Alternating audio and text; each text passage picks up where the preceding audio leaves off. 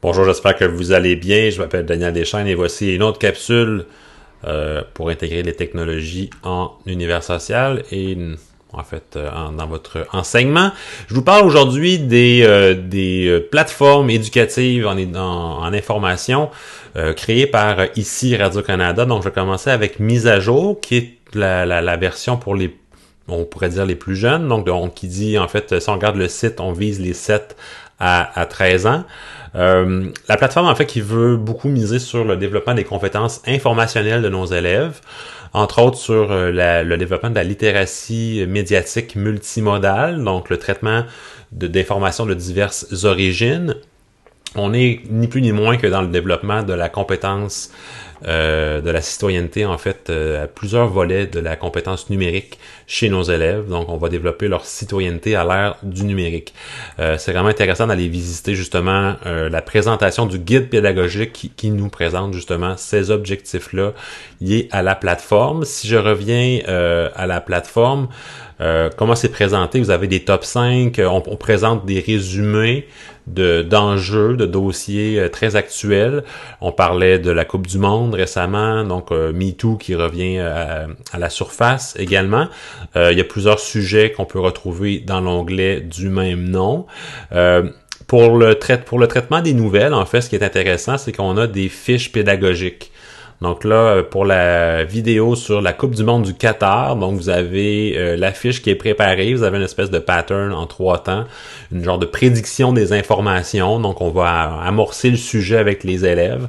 On va ensuite travailler en compréhension sur les informations qui sont présentées dans la capsule et finalement il y a une réaction à cette information-là. Donc c'est souvent ce même pattern-là qui est présenté dans la fiche pédagogique qui accompagne la nouvelle.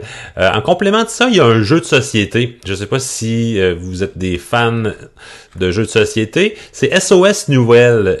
SOS Nouvelle, en fait, c'est un espèce de mélange de serpent à échelle puis de jeux de quiz qu'on peut retrouver justement à la radio, ici, Radio-Canada. Donc, comment ça fonctionne? C'est que vous avez le meneur du jeu qui est justement la personne qui va lire le bulletin de nouvelles et ses assistants. Donc, on travaille en vue de préparer le bulletin qui s'en vient.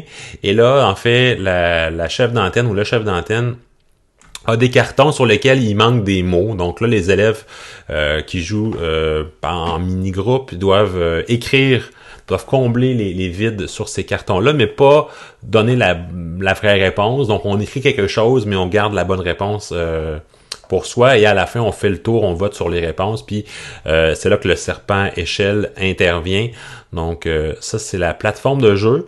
Il y a des cartes qui sont déjà offertes, donc il ne reste plus qu'à imprimer. Si on peut descendre ici, là, peut-être qu'on va réussir à voir.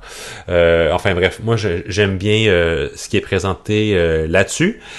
Donc vous irez faire un tour. Et l'autre plateforme, la plateforme plus pour la fin du secondaire, donc c'est RAD.